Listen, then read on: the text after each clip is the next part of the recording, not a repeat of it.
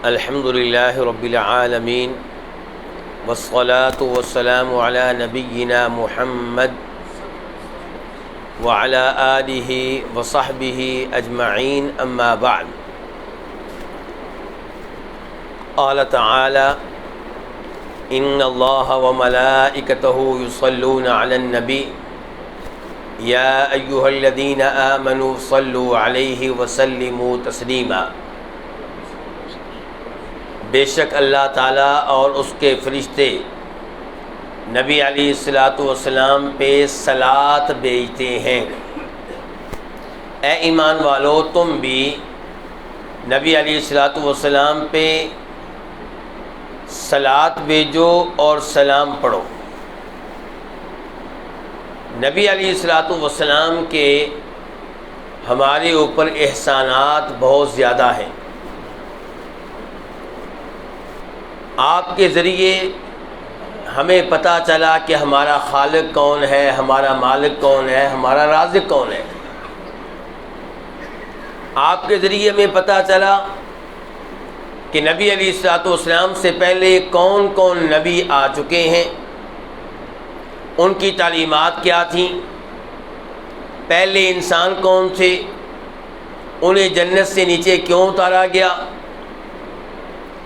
مستقبل میں کیا کچھ ہونے والا ہے، کن کن فتنوں کا سامنا کرنا پڑے گا، نجات کیسے مل سکتی ہے، اولاد کی تربیت کیسے کرنی ہے، والدین کے کیا آداب ہیں، بیگم کے کیا حقوق ہیں، خامند کے کیا حقوق ہیں، پڑوسیوں کے کیا حقوق ہیں، رشتہ داروں کے کیا حقوق ہیں، یہ اور اس قسم کی معلوم نہیں کتنی چیزیں ہیں جو ہمیں معلوم ہوئیں، تو کن کے ذریعے؟ نبی علیہ الصلوۃ والسلام کے ذریعے۔ آج اگر میرا بیٹا میری بات مانتا ہے تو اللہ کے فضل و کرم کے بعد اس کے پیچھے نبی علیہ الصلوۃ والسلام ہیں، آپ کی تعلیمات ہیں۔ اگر آج میری بیگم میری سختی برداشت کرتی ہے، میری اطاعت کرنے کی کوشش کرتی ہے، میری خدمت کرنے کی کوشش کرتی ہے، تو اس کے پیچھے اللہ کے فضل و کرم کے بعد نبی علیہ الصلوۃ والسلام کی تعلیمات اور آپ کی احادیث ہیں۔ تو کہنے کا مطلب یہ ہے کہ نبی علیہ الصلوۃ والسلام کے ہمارے اوپر احسانات بہت زیادہ ہیں۔ ان احسانات کی وجہ سے آپ کے ہمارے اوپر کئی ایک حقوق ہیں۔ ان حقوق میں سے ایک حق یہ ہے کہ ہم آپ پہ درود پڑھیں اور سلام پڑھیں۔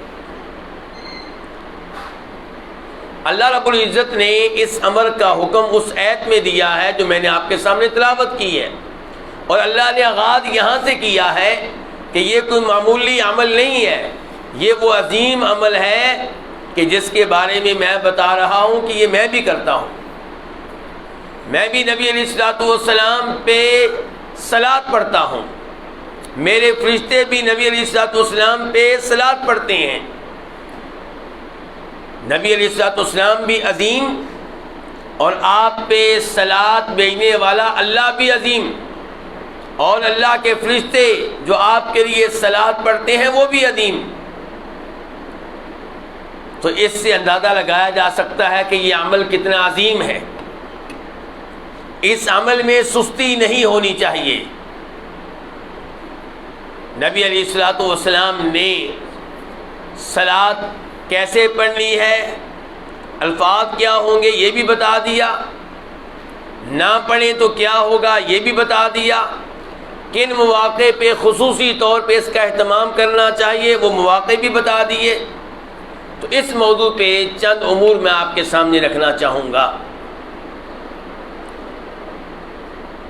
درود شریف کی نماز میں بہت زیادہ اہمیت ہے۔ جب ہم اتحیات میں بیٹھتے ہیں، تشہد میں بیٹھتے ہیں، تو دعائے تشہد کے بعد کیا پڑھنا چاہیے؟ درود شریف پڑھنا چاہیے۔ اس بارے میں نبی علیہ الصلوۃ والسلام کی حدیث آپ کے سامنے رکھوں گا۔ اس سے پہلے یہ سوال کرنا چاہوں گا آپ سے کہ کیا پہلے اتحیات میں بھی درود شریف پڑھا جائے گا یا صرف دوسرے اتحیات اور دوسرے تشہد میں پڑھا جائے گا؟ جی دونوں میں پڑھا جائے گا. اور جس مسجد میں ہم بیٹھے ہوئے ہیں اس مسجد کے بارے میں مشہور یہ ہے کہ یہاں کے لوگ نبی علیہ الصلوۃ والسلام کا کوئی زیادہ ادب نہیں کرتے. آپ کا ادب کرنے میں، آپ کا احترام کرنے میں دوسروں سے پیچھے ہیں. تو کیا یہ بات صحیح ہے؟ غلط ہے. تو آئیے میں آپ کو بتاؤں کہ التحیات آخری، اس میں درود شریف پڑھنے کا حکم کیا ہے؟ امام شافعی، امام احمد کا موقف یہ ہے کہ درود شریف پڑھنا واجب ہے. کیا ہے جی؟ ضروری ہے، لازمی ہے. اور امام ابو حنیفہ رحمہ اللہ اور امام مالک رحمہ اللہ، ان دونوں کا موقف یہ ہے کہ واجب نہیں ہے، پڑھ لیں تو بہتر ہے، افضل ہے، سنت ہے. اور ہمارے ملک میں عام طور پہ جو ہمارے مسلمان بھائی ہیں وہ کون ہیں؟ وہ حنفی ہیں، فقہ حنفی کی پیروی کرنے والے. ان کا جو مسلک ہے اس کے مطابق التحیات میں درود شریف پڑھنا واجب نہیں ہے. اور ہم الحمدللہ اس مسئلے میں امام شافعی، امام احمد کے ساتھ کھڑے ہیں. ہمارا موقف یہ ہے کہ التحیات میں، تشہد میں درود شریف پڑھنا واجب ہے. دوسرے نمبر پہ ہمارے حنفی بھائی پہلے التحیات میں درود شریف پڑھنے کے قائل نہیں ہیں، بلکہ اگر آپ ان سے کہیں گے کہ ہم پہلے التحیات میں درود شریف پڑھتے ہیں تو یہ چیز اپنے مسلک کے اعتبار سے ان کے ہاں قابل قبول نہیں ہوگی. ان کے ہاں یہ ہے کہ التحیات للہ پڑھ کے فوری طور پہ کھڑے ہوں، جبکہ ہمارا موقف یہ ہے کہ جیسے درود شریف آخری التحیات میں، تشہد میں پڑھا جائے گا، ایسے ہی پہلے التحیات اور پہلے تشہد میں بھی پڑھا جائے گا. آئیے نبی علیہ الصلوۃ والسلام کی احادیث کا رخ کرتے ہیں. پہلے نمبر پہ وہ حدیث جسے امام بخاری، امام مسلم وغیرہ روایت کرتے ہیں. حدیث کے راوی ہیں عبد الرحمن بن ابی لیلہ، اور یہ صحابی نہیں ہے بلکہ تابعی ہیں. صحابی نہیں ہے بلکہ، اگر تابعی کوئی حدیث بیان کرے براہ راست نبی علیہ الصلوۃ والسلام سے تو کیا آپ اس حدیث کو قبول کر لیں گے؟ جی نہیں قبول کریں گے. کیوں؟ کیونکہ تابعی کی نبی علیہ الصلوۃ والسلام سے ملاقات ثابت نہیں ہے. حالانکہ تابعین بڑے عظیم زمانے کے لوگ ہیں، سلف صالحین میں سے ہیں، لیکن وہ بھی کہے کہ اللہ کے رسول نے فرمایا، علماء کرام کہتے ہیں آپ کی بات قابل قبول نہیں ہے، کیونکہ آپ تو اللہ کے رسول کے زمانے میں موجود نہیں تھے. آپ کی بیان کردہ حدیث مشکوک ٹھہرے گی، ناقابل اعتماد ٹھہرے گی، ہم اس کے اوپر ضعیف کا حکم لگائیں گے. اندازہ کیجئے نبی علیہ الصلوۃ والسلام کی احادیث کو محفوظ کرنے میں، اس علم کو لینے میں علماء حدیث نے، محدثین نے کتنی احتیاط کی ہے. تابعین علم کے پہاڑ ہیں، تقوی و پرہیزگاری کے پہاڑ ہیں، ان کی سچائی میں شک و شبہ نہیں ہے، لیکن اس سب کے باوجود ان کی بیان کردہ روایت قابل قبول نہیں ہے. ان کی بیان کردہ روایت قابل قبول تب ہوگی جب وہ کہیں کہ ہم نے یہ حدیث صحابی سے سنی اور صحابی نے اللہ کے رسول سے سنی تھی صلی اللہ علیہ وسلم. تو عبد الرحمن بن ابی لیلہ کہتے ہیں کہ میری ملاقات ہوئی کعب بن عجرہ سے. بیٹا کس سے ملاقات ہوئی؟ کعب بن عجرہ. یہ کون ہے؟ یہ صحابی ہیں. یہ کون ہے؟ یہ صحابی ہیں. کعب بن عجرہ سے ملاقات ہوئی ہے رضی اللہ تعالیٰ عنہ. تو کعب بن عجرہ کیا کہتے ہیں؟ کہتے ہیں تابعی سے، صحابی کہہ رہے ہیں تابعی سے، الا اہدی لک ہدیہ، میرے پاس ایک تحفہ ہے، ایک ہدیہ ہے، گفٹ ہے، میں تمہیں نہ دے دوں؟ کہنے لگے بالکل دے دیں. وہ ہدیہ کیا ہوگا؟ خوشبو کا ہوگا کہ کھجوروں کا ہوگا، کس چیز کا ہوگا؟ جی وہ حدیث کی صورت میں ہے. حدیث کسی کو سنانا، حدیث کسی کو بتانا، حدیث کسی کو پڑھانا، یہ اسے بہترین تحفہ دینا ہے. اس سے بہتر تحفہ کون سا ہو سکتا ہے؟ اور یہی تحفہ آپ کو آپ کے علماء کرام دیتے ہیں، یہی تحفہ آپ کو مساجد کے خطیب حضرات دیتے ہیں، ائمہ کرام دیتے ہیں، لیکن چونکہ یہ تحفہ فری میں ملتا ہے اس لیے علماء کرام کی کوئی قدر نہیں ہے۔ اگر کوئی 50 روپیہ دے دے، 100 روپیہ دے دے تو جناب نگاہوں میں عظیم ہو جاتا ہے۔ عالم دین صبح و شام 10,000 روپے تنخواہ کی وجہ سے 15,000 تنخواہ لے کر صبح و شام قرآن کی تعلیمات دے، احادیث سنائے، تو اس تحفے کی قدر و قیمت نہیں کی جاتی۔ تو صحابی کہہ رہے ہیں کیا میں آپ کو ہدیہ نہ دوں؟ فرمایا دیجیے۔ کہنے لگے صحابی، اور صحابی کے نام کیا تھا بیٹا؟ نہیں بھائی، بچے سے پوچھا ہے، کعب بن عجرہ۔ یہ لیں بیٹا، یہ لیں، کعب بن عجرہ رضی اللہ تعالی عنہ کہتے ہیں کہ نبی علیہ الصلوۃ والسلام گھر سے نکل کر ہمارے پاس آئے تو ہم نے سوال کیا کہ اللہ کے رسول علیہ الصلوۃ والسلام، ہمیں یہ معلوم ہے کہ آپ پہ سلام کیسے پڑھا جائے، لیکن درود کیسے پڑھا جائے یہ آپ بتا دیں۔ یعنی کہ سلام پڑھنے کا طریقہ تو آپ پہلے سے ہمیں سکھا چکے ہیں، درود پڑھنے کا طریقہ ہمیں سکھائیں۔ کیا پتہ چلا؟ کیا پتہ چلا؟ پتہ یہ چلا کہ درود کیسے پڑھنا ہے، اس کے لیے رابطہ محمد رسول اللہ سے کیجیے صلی اللہ علیہ وسلم۔ صحابہ کرام کو عربی آتی تھی، درود بنانے کا طریقہ آتا تھا، لیکن انہوں نے اپنے اپنے درود نہیں بنائے۔ جناب محمد الرسول اللہ صلی اللہ علیہ وسلم سے رابطہ قائم کیا ہے۔ اور آپ کے ہاں کیا ہو رہا ہے؟ جی یہ درود تاج ہے، یہ درود ہزاری ہے، نام ہی بتا رہے ہیں کہ یہ اس درود کا مدینہ سے کوئی تعلق نہیں ہے۔ تو یہ درود ہزاری کا تعلق مدینہ سے ہو سکتا ہے؟ کہتے ہیں قاری صاحب ہمارے ہزارے سے ہو سکتا ہے۔ تو میرے بھائی یہ ہے ہماری دعوت۔ لوگوں نے خواہ مخواہ ہمیں بدنام کر دیا، ہماری دعوت پہ تو غور کریں۔ ہم کہتے ہیں درود پڑھو، لیکن وہ پڑھو جو محمد رسول اللہ نے سکھایا ہے صلی اللہ علیہ وسلم۔ اس کا مطلب یہ نہیں ہے کہ دوسرا درود آپ نہیں پڑھ سکتے، دوسرا درود پڑھ سکتے ہیں اگر وہ غلطیوں سے پاک ہو، شرکی الفاظ سے پاک ہو، بدعتی الفاظ سے پاک ہو۔ لیکن عام طور پہ ایسے درود جو لوگوں میں مشہور ہیں ان میں شرکی الفاظ ہوتے ہیں، بدعتی الفاظ ہوتے ہیں، اور اگر وہ درود شرکی الفاظ سے پاک ہو، بدعتی الفاظ سے پاک ہو، تب بھی اس درود کا مقابلہ نہیں کر سکتا جو درود خود محمد رسول اللہ صلی اللہ علیہ وسلم نے بتایا۔ تو صحابہ کرام کا ادب دیکھیے، دین کس سے سیکھ رہے ہیں؟ براہ راست محمد رسول اللہ صلی اللہ علیہ وسلم سے۔ آج ہم لوگوں سے کہتے ہیں کہ تیجا نہیں، ساتواں نہیں، 40واں نہیں، برسی نہیں، عرس نہیں۔ لوگ کہتے ہیں اس میں کیا حرج ہے جی، نیکی کے کام ہے، تلاوت ہم کریں گے، کھانا کھلائیں گے، اس میں کیا حرج ہے؟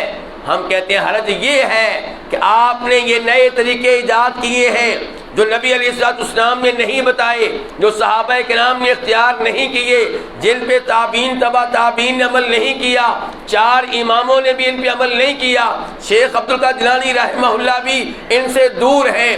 آپ نے بہت بعد میں یہ چیزیں گھڑی ہیں، ان کو دین بنا دیا ہے، ہم انہیں دین قبول نہیں کریں گے۔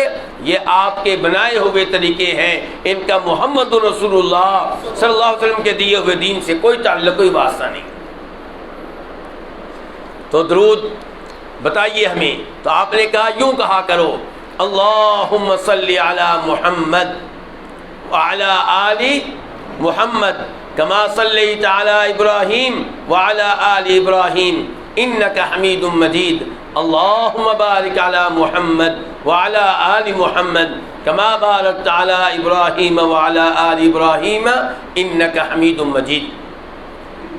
اس درود کو کیا کہتے ہیں؟ درود ابراہیمی۔ زبانی یاد ہے نا؟ جب زبانی یاد ہے اور محمد رسول اللہ کا بتایا ہوا ہے صلی اللہ علیہ وسلم، تو پھر اس کو چھوڑ کے کوئی اور درود پڑھنا جس میں خطرہ ہو شرکی الفاظ کا، بدعی الفاظ کا، اور اوپر دیکھ کے پڑھنا پڑے گا. یہ آپ کو زبان نہیں آتا اور ہے بھی افضل. مجھے سمجھ نہیں آتی، لوگ پھر دائیں بائیں کیوں جاتے ہیں. آپ کیا کہہ رہے ہیں کہ اس درود میں اللہم صلی علی محمد، اے اللہ، درود یہ گفتگو ہے ہماری جناب اللہ کے محمد رسول اللہ سے یا ان کے رب سے؟ رب سے یہ گفتگو ہے. درود شریف دعا ہے کس کے لیے؟ جناب محمد صلی اللہ علیہ وسلم کے لیے، اللہ کے نبی کے لیے دعا ہے. یہ دعا ہم کس سے کرتے ہیں؟ اللہ سے کرتے ہیں. اے امتی، تجھے یہ سکھایا گیا تھا کہ اپنے نبی کے لیے دعا کرنا. یہ نہیں سکھایا گیا تھا کہ آپ کے دنیا سے چلے جانے کے بعد آپ سے دعا کرنا. آپ سے دعا نہیں کرنی، آپ کے لیے دعا کرنی ہے. اللہم صلی علی محمد، اے اللہ جناب محمد پہ صلاۃ بھیج. صلاۃ کا معنی کیا ہے وہ بھی کرتے ہیں. وعلی آل محمد، اور آل محمد پہ بھی صلاۃ بھیج. جیسے تو نے صلاۃ بھیجی ہے ابراہیم پہ اور آل ابراہیم پہ. انک حمید مجید. تو میرے بھائیو، صلاۃ کا معنی کیا ہے؟ اللہم صلی علی محمد کا ترجمہ کون بتائے گا جی؟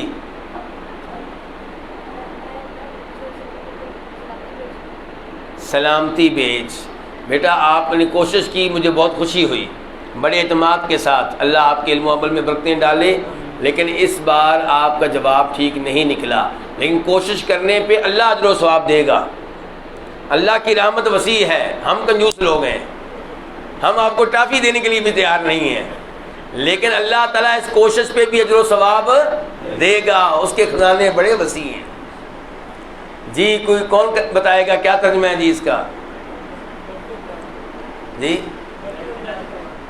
برکت کے الفاظ تو آگے خود آ رہے ہیں. اللہم بارک علی محمد، رحمت نازل فرما. عام طور پہ جو ترجمہ کیا جاتا ہے وہ یہی ہے، کیا؟ اے اللہ جناب محمد پہ رحمت نازل فرما صلی اللہ علیہ وسلم. عام طور پہ یہی ترجمہ کیا جاتا ہے. لیکن قرآن کریم میں ایک آیت آتی ہے، اللہ تعالیٰ فرماتے ہیں، میں آپ کی توجہ میرے ساتھ ہی ہے نا، کہیں دائیں بائیں تو نہیں گئے ہوئے، موبائل کے ساتھ کوئی مصروف تو نہیں ہے؟ چلیں.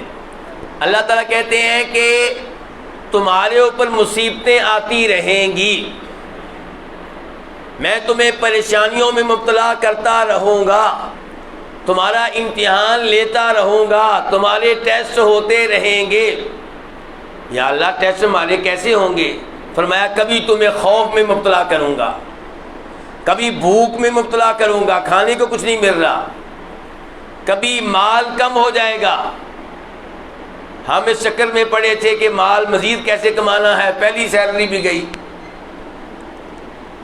والثمرات، کبھی زمینوں سے آمدن پیداوار کیا ہوگی؟ کم نکلے گی.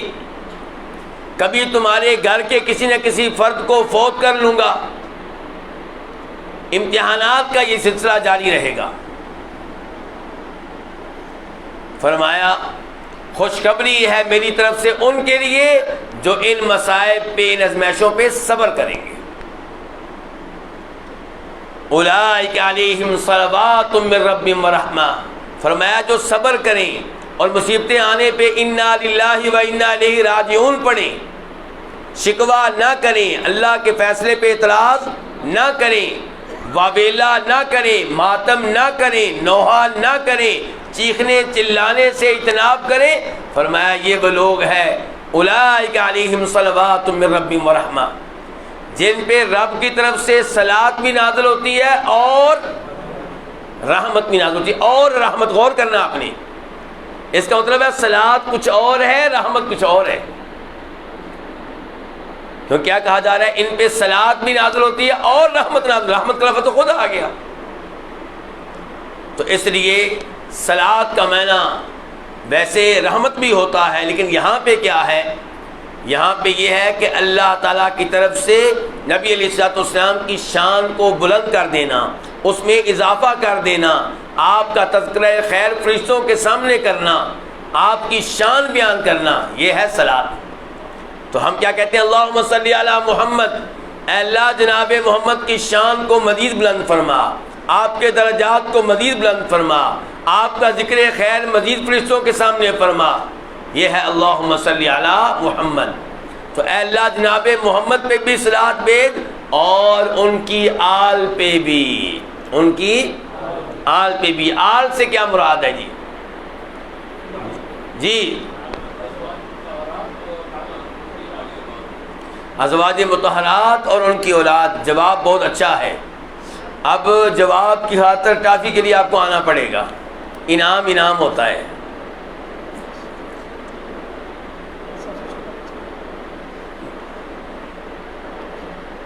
اللہ آپ کو ذائقہ خیر دے۔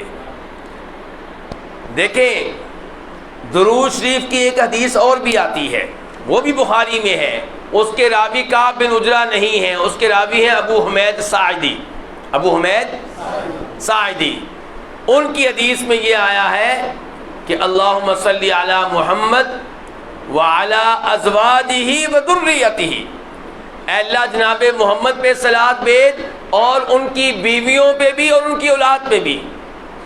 پتہ چلا آل بیت میں آپ کی بیویاں داخل ہیں، آل بیت میں آپ کی بیویاں۔ آل بیت کا نام غلط طور پہ استعمال کرنے والوں، اللہ کے فضل و کرم سے آل بیت کو ہم ویسے مانتے ہیں جیسے ماننا چاہیے۔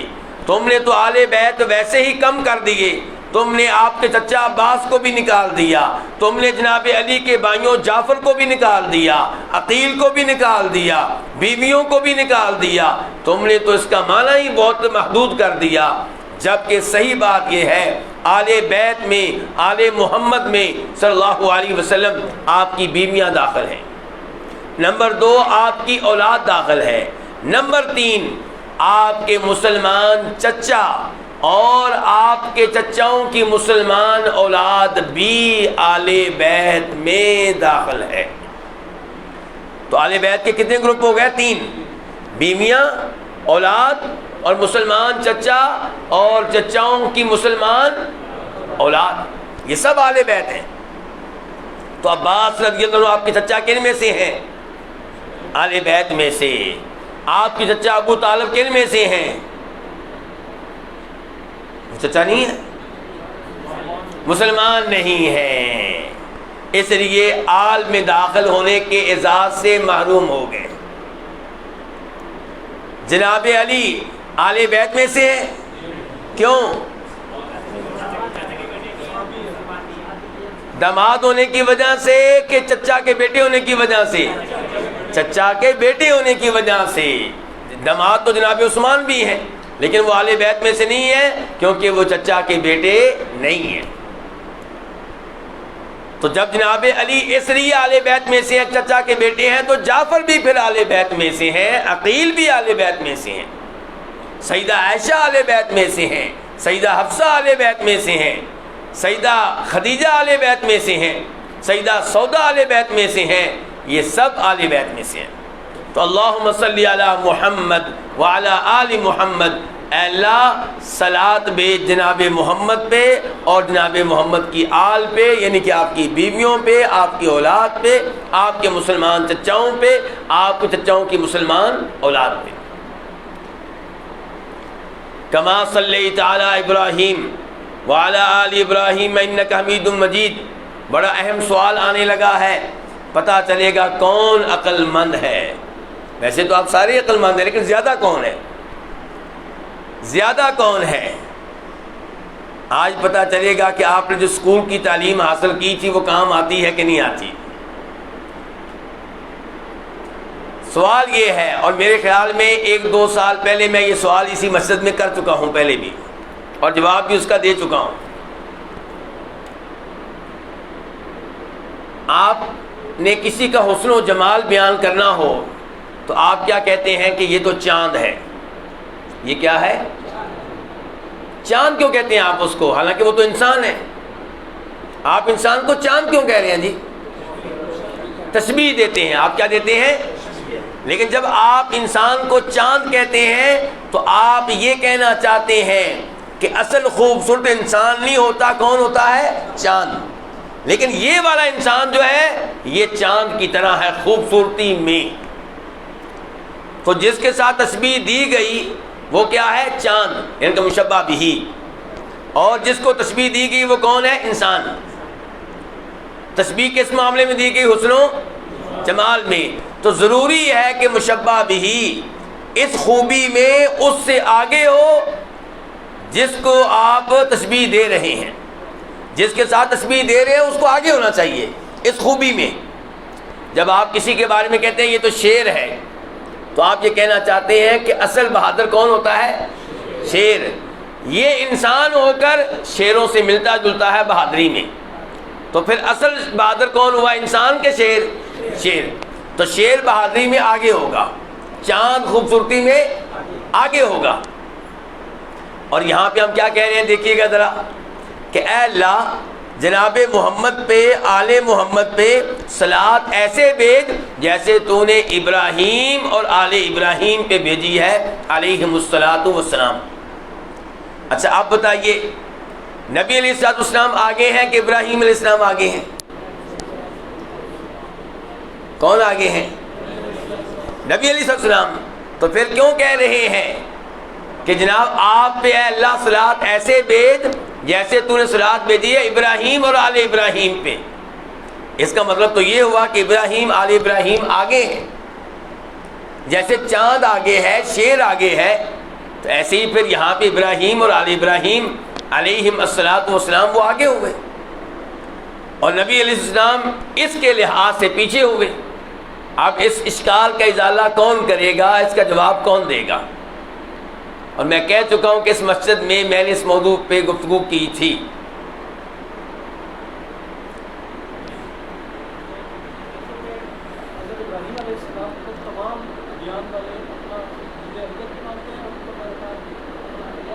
تو پھر ٹھیک ہو گیا، اس کا مطلب آپ نے مان لیا کہ ابراہیم علیہ السلام جناب محمد سے آگے ہو گئے۔ یہ تو آپ کے الفاظ کا مطلب یہ نکلا، تو مان لیا نا آگے ہوئے، تو ٹھیک ہے مان لیا آپ نے۔ ابو الانبیاء بھی ہیں، مانتا ہوں بالکل۔ ابراہیم علیہ السلام کا مقام و مرتبہ اس میں کسی کو شک نہیں ہے۔ مسئلہ یہ ہے کہ کیا جناب محمد سے بھی آگے ہیں، یہ مسئلہ ہے۔ اللہ سے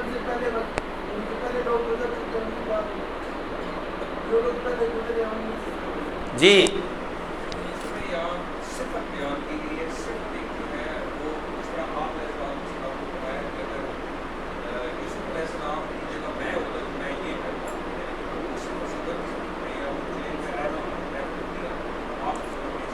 نہیں، یہاں پہ مسئلہ تشبیہ کا ہے، اور تشبیہ کے بارے میں بتا چکا ہوں کہ جس کے ساتھ تشبیہ دیتے ہیں اس کو آگے ہونا چاہیے، اس کو کیا ہونا چاہیے؟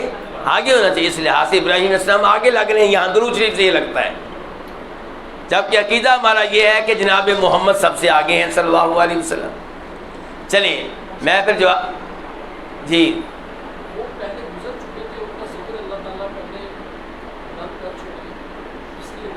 لیکن کیا وہ نبی علیہ السلام سے آگے ہیں فضیلت میں، صلات میں آگے ہیں، برکتوں میں آگے ہیں؟ میں ابھی بتاتا ہوں آپ کو، توجہ سے سنیے گا، اب دھیان سے آپ نے سننا ہے کہ اب بھی کوئی بھائی موبائل کے ساتھ مصروف و مشغول ہے؟ چلیں یہ میری دائیں جانب ہے، مثال کے طور پہ جناب محمد صلی اللہ علیہ وسلم اور ان کی آل۔ کون ہیں؟ جناب محمد ہیں صلی اللہ علیہ وسلم، جناب علی ہیں، سیدہ فاطمہ ہیں، آپ کی بیویاں ہیں، اور جناب علی ہیں، جعفر ہیں، عقیل ہیں، عباس ہیں، عبداللہ ابن عباس ہیں، ان کی اولاد ہے۔ یہ ہے جناب محمد اور آل محمد صلی اللہ علیہ وسلم۔ اور ادھر ہے ابراہیم علیہ السلام، کیونکہ اکیلے مقابلہ جناب محمد اور جناب ابراہیم کا نہیں ہے علیہ السلام، ساتھ آل بھی ہے۔ ادھر محمد اور آل محمد ہیں علیہ الصلوۃ والسلام، ادھر ابراہیم اور آل ابراہیم ہیں۔ تو آل ابراہیم میں ابراہیم علیہ السلام نبی، اسماعیل علیہ السلام نبی، اسحاق علیہ السلام نبی، یوسف علیہ السلام نبی، اور یعقوب علیہ السلام نبی، موسیٰ علیہ السلام نبی، عیسیٰ علیہ السلام نبی. نبیوں کی ایک لائن ہے، ایک سلسلہ ہے.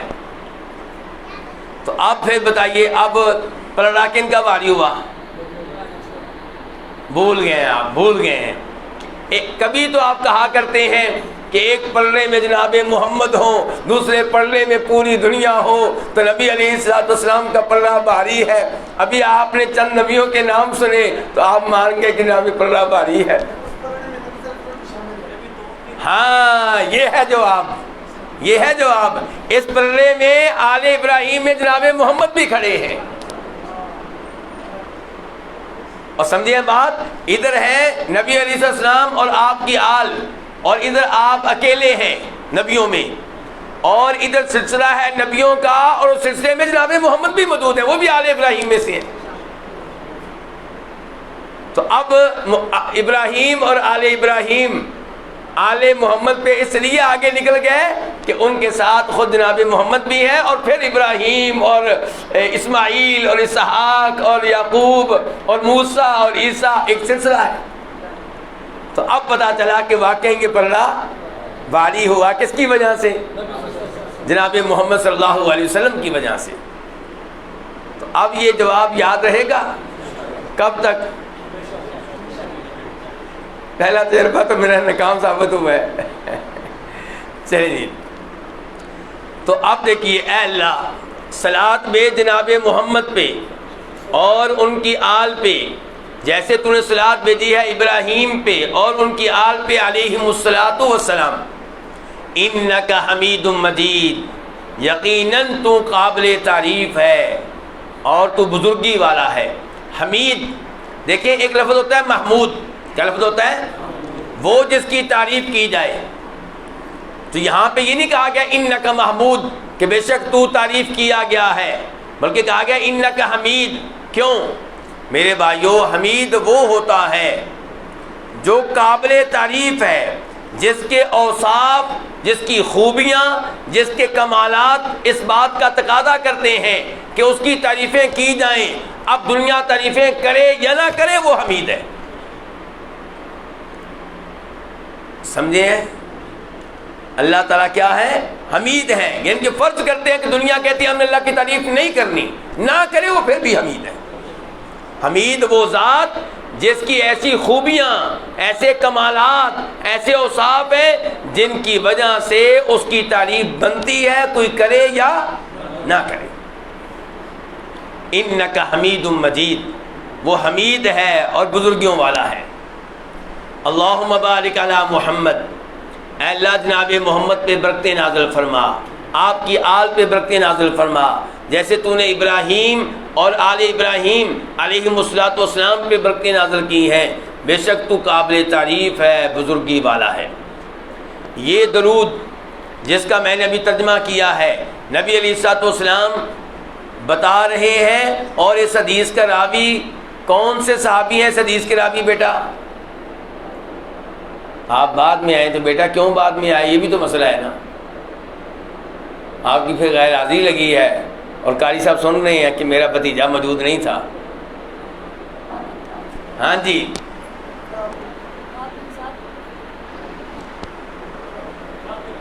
کعب بن عجرہ آئیں، وہی کعب بن عجرہ.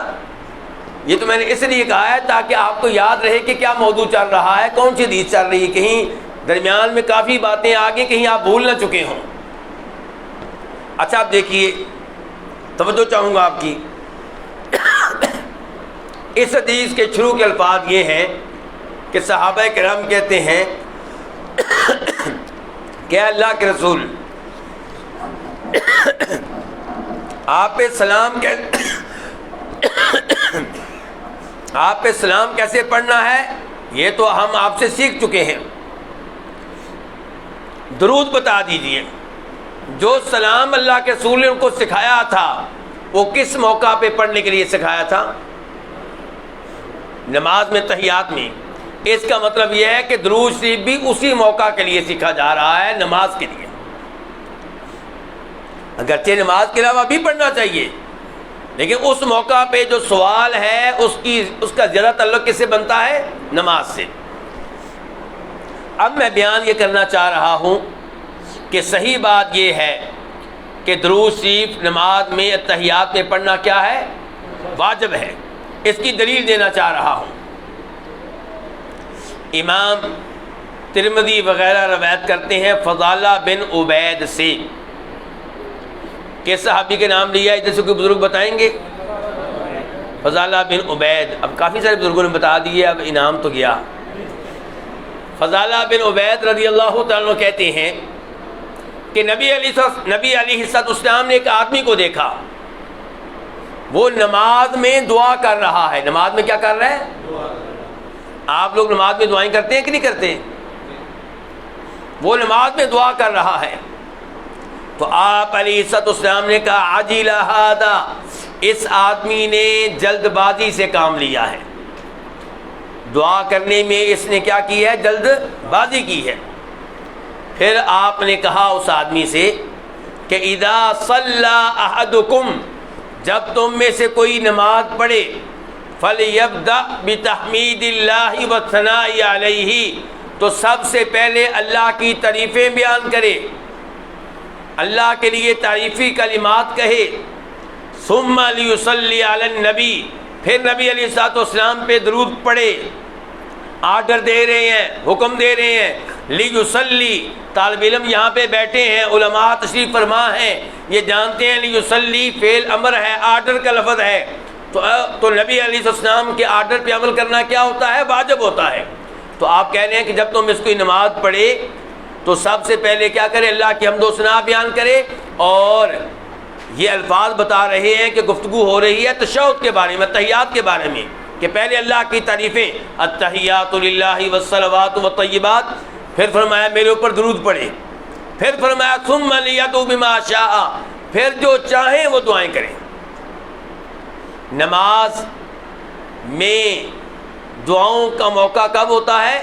سلام پھیرنے سے پہلے، تحیات میں۔ ہم لوگ کیا کرتے ہیں؟ نماز کے بعد مولوی صاحب دعا کر رہے ہیں، اور دعا کا موقع ہے سجدے میں، دعا کا موقع ہے تحیات میں سلام پھیرنے سے پہلے، اور آپ کہہ رہے ہیں جو چاہو وہ دعائیں کرو، جو چاہو اللہ سے مانگیں جو مانگنا چاہتے ہیں۔ تو بہرحال اس حدیث سے پتہ چلا کہ نماز میں درود شریف پڑھنا کیا ہے؟ واجب ہے۔ اب میں نے آپ کو دلیل دینی ہے کہ پہلے اتحیات میں درود شریف پڑھنا بھی درست ہے، اچھی بات ہے، یا پہلے میں جناب جلدی کرنی چاہیے؟ ہمارے بھائی تو کہتے ہیں کہ اس معاملے میں ایک روایت ہے کہ نبی علیہ السلام پہلے اتحیات میں اتنی جلدی کرتے تھے، یوں لگتا تھا کہ جیسے کسی گرم پتھر کے اوپر بیٹھے ہوئے ہوں۔ گرم پتھر پہ کوئی بیٹھا ہو تو جلدی اٹھے گا کہ آرام سے اٹھے گا؟ جلدی اٹھے گا۔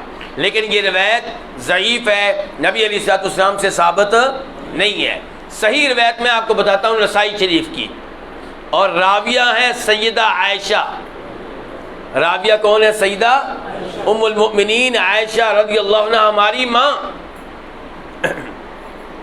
کہتی ہیں کہ ہم نبی علیہ السلام کے لیے مسواک اور وضو کا پانی تیار کر کے رکھ دیا کرتی تھیں، پھر جب اللہ تعالیٰ چاہتا آپ رات کو اٹھتے اور آپ 9 رکعتیں پڑھتے۔ کتنی رکعتیں؟ 9 رکعتیں پڑھتے۔ ان 9 رکعتوں میں کہیں پہ بھی بیٹھتے نہیں تھے، اتحیات نہیں کرتے تھے، نہ 2 رکعتوں کے بعد، نہ 4 کے بعد، نہ 6 کے بعد، البتہ 8ویں رکعت میں پہلا تحیات کرتے۔ پہلا تشہد کب کرتے؟ 8ویں رکعت میں۔ اب ہماری ماں ہمیں بتا رہی کہ 8ویں رکعت میں تحیات میں آپ کیا کرتے تھے؟ کہتی ہیں کہ اس تحیات میں آپ پہلے اللہ کی حمد و ثنا بیان کرتے، یعنی کہ التحیات للہ والصلوات، یہ اللہ کے تعریفی کلمات ہیں۔ فرماتی ہیں پھر آپ درود پڑھتے۔ 9 رکعتوں والی نماز ہے، 8ویں رکعت میں پہلا تشہد ہے، پہلا تحیات، اور اس میں کیا کرتے؟ پہلے اللہ کے تعریفی کلمات، پھر درود پڑھتے، اور پھر دعائیں بھی کرتے۔ کس تحیات میں؟ پہلے میں۔ فرماتی ہیں پھر سلام پھیرے بغیر کھڑے ہو جاتے، 9ویں رکعت پڑھتے، اور 9ویں رکعت میں پھر تحیات بیٹھتے، اور اس میں بھی یہی کچھ کرتے۔ تو یہ نسائی شریف کی صحیح حدیث ہے۔ اس سے کیا پتہ چلا کہ پہلے اتحیات میں درود شریف پڑھا جائے گا یا نہیں پڑھا جائے گا؟ نبی علیہ الصلوۃ والسلام خود درود شریف پڑھتے تھے اس موقع پہ کہ نہیں پڑھتے تھے؟ پڑھتے تھے۔ تو پہلے اتحیات میں بھی درود پڑھنا چاہیے۔ تو میرے بھائیو، یہ وہ گفتگو تھی جس کا تعلق تھا اتحیات میں درود شریف پڑھنے سے۔ دیگر وہ مقامات جہاں درود شریف پڑھنے کی ترغیب دی گئی، باقاعدہ حکم دیا گیا، وہ کون کون سی ہیں؟ جب نبی علیہ الصلوۃ والسلام کا نام لیا جائے تو آپ علیہ الصلوۃ والسلام پہ درود پڑھنا چاہیے۔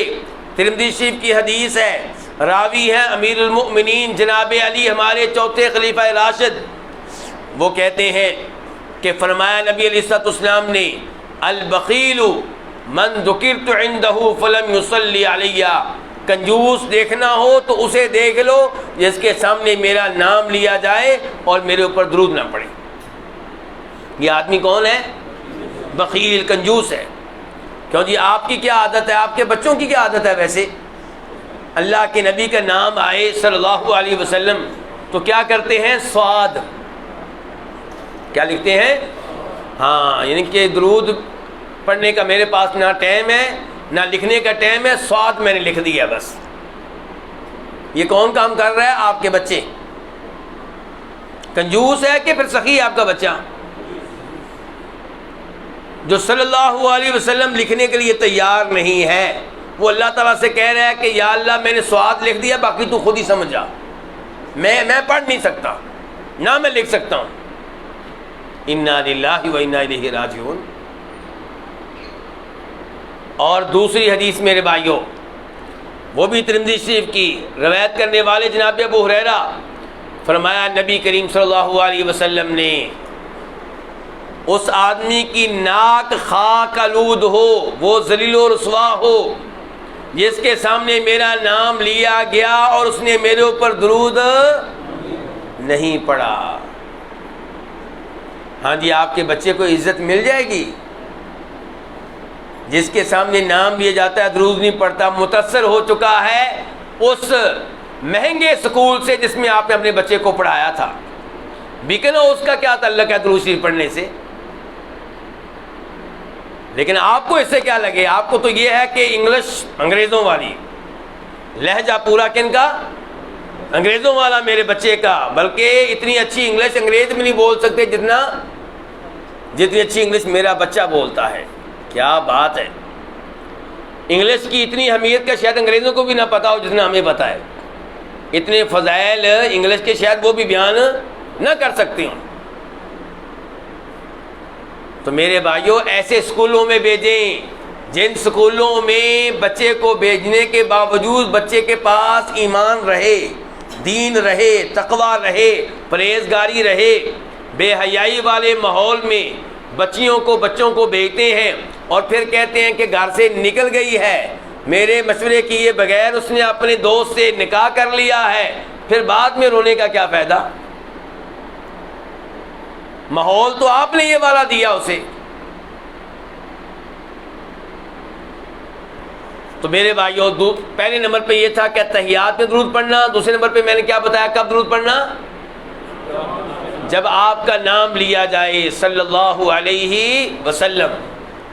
اور تیسرے نمبر پہ اذان ہو تو اذان کے بعد آپ پہ درود پڑھنا چاہیے۔ مسلم شریف کی حدیث ہے، راوی ہے جناب عبداللہ بن عمر بن عاص رضی اللہ تعالی عنہما، کہ اذا سمعتم المؤذن، جب تم اذان دینے والے کی اذان کو سنو، فقولوا مثل ما یقول، تو ویسے ویسے کلمات تم کہو جیسے جیسے کلمات وہ کہتا ہے۔ کون کہتا ہے؟ مؤذن کہتا ہے۔ مؤذن کہے اللہ اکبر اللہ اکبر، تو آپ کیا کہیں گے؟ یا ٹی وی بند کر دیں گے؟ بس مرد ٹی وی بند کر دیں گے، عورتیں جلدی سے کیا لے لیں گی؟ دوپٹہ۔ سبحان اللہ، کیا بات ہے! اپنا ہی دین ہے۔ شریعت نے کیا سکھایا تھا کہ اذان ہو تو اذان کا جواب دینا ہے۔ اذان کا جواب دینے کے لیے میری بہن دوپٹہ لینا ضروری نہیں ہے۔ جب دوپٹہ لینا ضروری تھا تب تو نے لیا نہیں۔ جب گھر میں تیرا دیور داخل ہوا تھا دوپٹہ لینا ضروری تھا، تیرا جیٹھ داخل ہوا تھا دوپٹہ لینا ضروری تھا، تیرا بہنوئی داخل ہوا تھا دوپٹہ لینا ضروری تھا، تیرا کزن داخل ہوا تھا دوپٹہ لینا ضروری تھا، تب تو نے لیا نہیں، اور جب اذان کی باری آئی تب اذان کے کلمات کا جواب دینا ہے، تو نے جواب وہاں پہ بھی نہیں دیا، عمل ادھر بھی نہیں کیا ادھر بھی نہیں کیا، البتہ اپنی طرف سے ایک نئی چیز نکال لی، جی اب جلدی سے کیا کرو جی، پردہ کرو۔ کس سے؟ پتہ نہیں کس سے پردہ ہو رہا ہے، میری سمجھ سے بالا تر ہے، میری سمجھ سے بالا تر ہے یہ والا پردہ۔ تو اللہ کے نبی نے کیا سکھایا ہے صلی اللہ علیہ وسلم کہ مؤذن اذان دے تو جیسے کلمات وہ کہے ویسے کلمات۔ اچھا یہ میری گفتگو عورتوں کے بارے میں ہو رہی ہے اب کہ مردوں کے بارے میں اس وقت؟ نہیں آخری گفتگو عورتوں کے بارے میں ہوئی ہے، لیکن میں جو مردی کہتا رہوں، آپ کی بیگم صاحبہ یہاں پہ موجود ہی نہیں ہے، مجھے بولنے کا فائدہ؟ گھر جا کے آپ 1 گھنٹے کی تقریر سنائیں گے حاجی صاحب؟ اور جس سختی سے میں بات کر رہا ہوں، جس طرح ضمیر کو میں جھنجھوڑ رہا ہوں، جھنجھوڑ سکیں گے؟ آپ کی گفتگو تو ویسے بھی انہوں نے ماننی نہیں ہے، کیونکہ کہتے ہیں یہ تو اپنا بندہ ہے، اپنا ہی خاوند ہے۔ مولوی صاحب کی بات شاید پھر بھی مان لیں، ہاں ٹھیک ہے چلے وہ صحیح ہے، لیکن میری گزارش یہ ہے ایسے دروس میں بیگم صاحبہ کو لے کر آیا کریں، بیٹی کو لے کر آیا کریں، بہو کو لے کر آیا کریں، یہ اللہ کی نعمتیں ہیں آپ کے پاس، ان کے بارے میں روز قیامت سوال ہوگا۔ کیا کہیں گے کہ یا اللہ میں نے اسے جناب والا PhD کروا دی تھی، میں نے انجینئر بنا دیا تھا، میں نے لیڈی ڈاکٹر بنا دیا تھا۔ اللہ کہیں گے میں نے یہ مطالبہ ہی نہیں کیا تھا، میں نے تجھے گھر میں رہنے کے لیے پیدا کیا ہے، میں نے اسے پیدا اس لیے نہیں کیا تھا کہ وہ آپس میں جائے، وہ سڑکوں پہ مردوں کا مقابلہ کرے۔ ہاں آپ کی ذمہ داری تھی اسے توحید بار بار سکھانا، بار بار ایسے دروس میں لے کر جانا جہاں اسے پتہ چلے کہ انسان شرک میں کیسے واقع ہوتا ہے، اسے پتہ چلے کون کون سے امور بدعت میں سے ہیں، اسے پتہ چلے کون کون سے امور کبیرہ گناہوں میں سے ہیں۔ تو لے کر آیا کریں ان اللہ کی بندیوں کو ان دروس میں۔ تو بہرحال آپ فرما رہے ہیں کہ پھر اس اذان کے بعد تم نے میرے اوپر درود پڑھنا ہے۔ اچھا اذان کے بعد کہ اذان سے پہلے؟ اللہ اکبر، میں کس کس جگہ پہ ماتم کروں؟ یعنی کہ اللہ کے نبی نے فرمایا علیہ الصلوۃ والسلام اذان کے بعد میرے اوپر درود پڑھنا ہے، اور ہم نے یہ اہتمام جو اذان کے بعد ہونا چاہیے تھا درود شریف کا، وہ کب کر دیا؟ اذان سے پہلے، جبکہ نبی علیہ الصلوۃ والسلام کے زمانے میں اذان کا آغاز اعوذ باللہ سے ہوتا تھا، اعوذ باللہ من الشیطان الرجیم، کیوں جی ایسے ہی ہے؟ بسم اللہ سے ہوتا تھا؟ الحمدللہ رب العالمین سے ہوتا تھا؟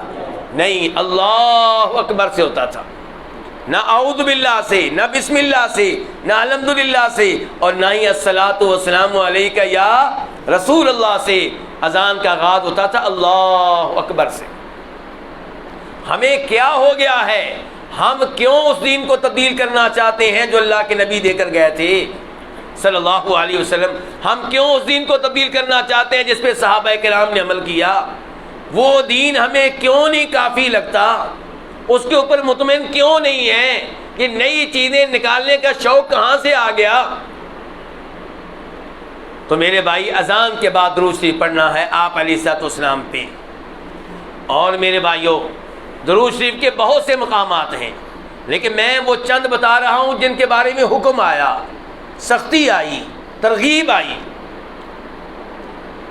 فرماتے ہیں نبی علیہ الصلوۃ والسلام، ترمذی شریف کی حدیث ہے کہ کہیں پہ بھی کوئی مجلس ہو، کوئی تقریب ہو، 100 آدمیوں کی، 1000 کی، لاکھ کی، 50 لاکھ کی، 5 آدمیوں کی، 3 آدمیوں کی، کہیں پہ بھی کوئی مجلس ہو، کوئی میٹنگ ہو، کوئی تقریب ہو، وہاں اللہ کا ذکر نہ کیا جائے، اللہ کا نام نہ لیا جائے اور نبی علیہ السلام پہ درود نہ پڑھا جائے، ایسی مجلس میں بیٹھنے والوں کے لیے روز قیامت پچھتاوے کا سبب بنے گی۔ پچھتائیں گے اس وقت جب پچھتانے کا فائدہ نہیں ہوگا۔ پھر اللہ چاہے گا، الفاظ سنیے ذرا، سختی سنیے، پھر اللہ چاہے گا تو ایسے لوگوں کو عذاب دے گا، اور اگر چاہے گا تو معاف کرے گا، چاہے گا تو عذاب دے گا۔ اور ہم کہتے ہیں جناب شادی کی مجلس میں مولوی صاحب کا کیا کام؟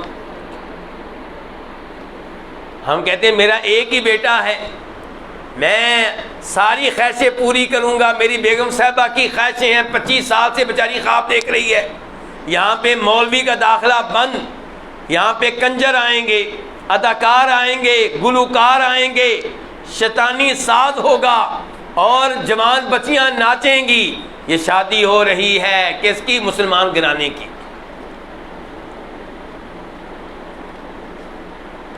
اور پھر فون بعد میں ہمیں آتا ہے، کیا مولوی صاحب بیٹی بڑی پریشان ہے، خامند اس کا بڑا تنگ کرتا ہے، کچھ بتائیں۔ اور جب بتانے کا وقت تھا تب تو آپ نے ہمیں قریب نہیں پھٹکنے دیا، تب تو آپ نے شیطان کا تسلط قائم کیے رکھا، تب تو آپ نے کنجر بلائے۔ وہاں پہ ہمیں بلاتے تو ہم بتاتے خامند کے کیا حقوق ہیں، بیوی کے کیا حقوق ہیں، قرآن کی چند آیتیں پڑھتے، نبی علیہ السلام کی چند احادیث پڑھتے، کوئی اس مجلس میں برکت ہوتی۔ وہاں پہ تو آپ نے کہا نہ، یہاں پہ رحمان کا سایہ یہاں پہ نہیں ہونا چاہیے، یہاں پہ شیطان کا سایہ ہونا چاہیے۔ آغاز ہی آپ نے نافرمانی سے کیا۔ شادی کی تقریب اللہ کی اطاعت میں گزرنی چاہیے تاکہ بیٹی کی شادی کامیاب ہو، تاکہ بیٹے کی شادی کامیاب ہو۔ کیا بیٹا آپ کا جوان ہو گیا، شادی ہو رہی ہے تو اب اللہ سے آپ کی ضرورت ختم ہو گئی؟ اللہ سے جو لینا تھا لے لیا، بس اللہ کو فارغ کر رہے ہیں؟ نعوذ باللہ۔ آپ قدم بہ قدم اللہ کے محتاج ہیں، لمحہ بہ لمحہ اللہ کے محتاج ہیں، کبھی بھی اللہ سے مستغنی نہیں ہو سکتے، بے نیاز نہیں ہو سکتے، پھر اس رب کو شادی کے موقع پہ کیوں ناراض کرتے ہیں؟ آپ کو ڈر نہیں لگتا کہ کہیں شادی کے موقع پہ ہی شادی ہال کی چھت نہ گر جائے؟ تو میرے بھائیوں، یہاں پہ خبردار کر رہے ہیں نبی علیہ الصلوۃ والسلام کہ وہ مجلس جس مجلس میں اللہ کا ذکر نہ کیا جائے اور نبی علیہ السلام پہ درود نہ پڑھا جائے، وہ مجلس میں بیٹھنے والوں کے لیے پچھتاوے کا سبب بن جائے گی۔ نبی علیہ الصلوۃ والسلام پہ میرے بھائیوں درود کا اہتمام کیجئے۔ فرماتے ہیں نبی کریم صلی اللہ علیہ وسلم، مسلم شریف کی حدیث ہے کہ جو میرے اوپر ایک بار درود پڑے گا اللہ تعالیٰ 10 بار صلات اس کے اوپر بھیجے گا۔ آپ نے اللہ کے نبی کے لیے دعا کی، ایک بار صلات کی، اور اللہ تعالیٰ آپ پہ صلات بھیجے گا کتنی بار؟ 10 بار۔ دنیا کا بھی فائدہ، آخرت کے بھی فوائد۔ تو میرے بھائیوں، درود شریف کے بارے میں یہ گفتگو تھی، مجھے امید ہے کہ اس کو آپ اہمیت دیں گے اور نبی علیہ الصلوۃ والسلام پہ درود پڑھنے کا اہتمام کریں گے، خصوصاً اس دن جو دن شروع ہو چکا ہے یا ہونے والا ہے؟ ہو چکا ہے۔ جمعہ کے دن نبی علیہ الصلوۃ والسلام پہ کثرت سے درود پڑھنا چاہیے۔ اور خوشخبری کی بات یہ ہے کہ نبی علیہ السلام فرماتے ہیں کہ جو میرے اوپر درود پڑھتا ہے اس کا درود مجھ تک پہنچایا جاتا ہے، ہمارا درود اللہ کے رسول تک پہنچتا ہے صلی اللہ علیہ وسلم۔ کتنا بڑا اعزاز ہے ہمارے لیے، کتنا بڑا شرف ہے، کتنی بڑی سعادت ہے۔ اللہ رب العزت سے دعا ہے کہ اللہ تعالی ہمیں اپنے نبی علیہ الصلوۃ والسلام کے ساتھ صحیح معنوں میں محبت کرنے کی توفیق عنایت فرمائے اور آپ کے حقوق کو ادا کرنے کی توفیق عنایت فرمائے۔ موضوع کے تعلق سے کوئی سوال کرنا چاہتے ہوں تو آپ کر سکتے ہیں۔ وصلی اللہ تعالی علی نبینا محمد وعلی آلہ وصحبہ اجمعین۔